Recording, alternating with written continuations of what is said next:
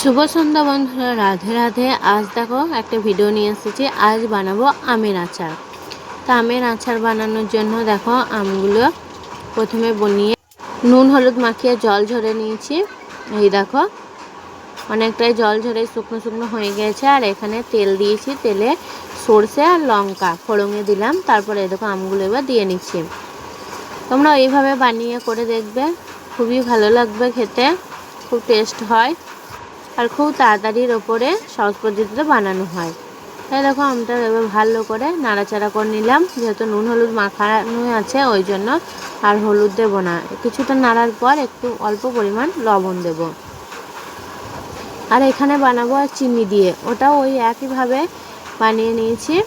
এটা চিনি দেবো, ছোট্ট ছোট্ট করে বানিয়ে নিয়েছি। এটা গুড় দেবো, লম্বা লম্বা করে করেছি। দেখো চলো এইভাবেই উনি অনেকটা নাড়াচাড়া করে দেখো কমে এসেছে। এবার দিয়ে দেবো গুড়। এই দেখো এখানে 3 কিলো গুড় আছে আর এখানে 1 কিলো চিনি আছে। চিনিটাও অল্প আর গুড়েরটাই বেশি।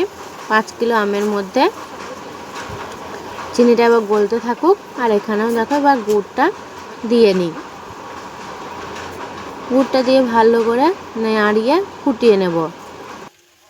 তোমরা কে কীভাবে আমের আচার বানাও তোমরা অবশ্যই কমেন্টে জানাবে, ভিডিওগুলো শেয়ার করবে, আমরাও সেইভাবে দেখে বানাবো।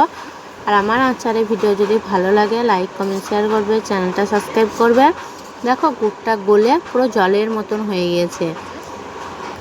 এবার ভালো করে সেদ্ধ হতে থাকুক। আর এখানেও দেখো চিনিটাও গলে গেছে। দুটো আচার এখন হতে থাকুক আর আমিও এদিকে কী মশলা দেব মশলাটা ভেজে নেব। চলো এবার মশলা রেডি করে এখানে দেখো ধনে জিরে মৌরি জোয়ান শুকনো লঙ্কা তেজপাতা এগুলোই মশলা করব ওই জন্য। আর লঙ্কা বেশি দেবো না, যেহেতু জোয়ান আছে। আর বেশি ঝাল দিই না, মেয়েরা বাচ্চারা আছে তো, দুটো মেয়েতেই খাবে ওই জন্য আমি খুব অল্প পরিমাণ খাই। প্রথমে লঙ্কা দুটো তেজপাতাটা একটু হালকা করে নেড়ে নেব, তারপর মশলা দেব।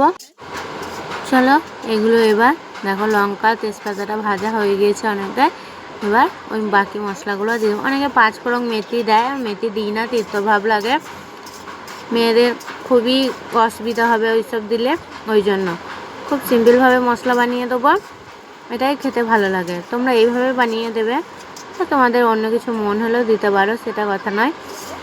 আমি এইভাবে দিয়ে করি আর একটু বেশি পরিমাণ দিয়ে করে রাখবো, যেহেতু দুটো আচারে দেবো তো ওই জন্য। মশলাটা দেখো ভালো করে ভাজা হয়ে গেছে, খুব গন্ধ ছাড়ছে। এবার মশলাটা একটু ঠান্ডা হোক, তারপর মিক্সিতে গুঁড়িয়ে নেব। আর এই দেখো আমের আচারটা প্রায় হয়ে গেছে, চিনি দেওয়াটা বন্ধ করে দেবো আর গুড়েরটা এখনও হতে আছে দেখো। আর আমের আচারের ওপর দিয়ে মশলাটা দেখো গুঁড়ো করে কৌটোয় ঢেলে নিলাম। এবার চিনির আচারটার মধ্যে মশলা দিয়ে একটু নাড়িয়ে এবার রেখে দেবো। আর গুড়ের আচারটাও এখন হবে, এই দেখো ঢেলে নিয়েছি চিনিরটা। গুড়ের আচারটা এখন হতে থাকুক। এই দেখো কিছুক্ষণ পর চলে আসলাম আবারও। আচার দেখো পুরো রেডি হয়ে গিয়েছে, হালকা পরিমাণ রস আছে। এবার ঢেলে নিয়েছি, এর ওপর দিয়ে এবার মশলাগুলো ছিটিয়ে দিচ্ছি, দিয়ে ভালো করে নাড়িয়ে রেখে দেবো। আর এই রসটা রোদে দিয়ে শুকাবো, রসটা শুকিয়ে যাবে। কত সুন্দর হয়েছে, ভালো করে মিক্স করে নিলাম মশলাটা। তাহলে এবার বসুক, গরম তো ওই জন্য। তাহলে ভিডিওটা এই অবধি, ভিডিওটা আমি এখানে শেষ করে দিলাম। রাধে রাধে।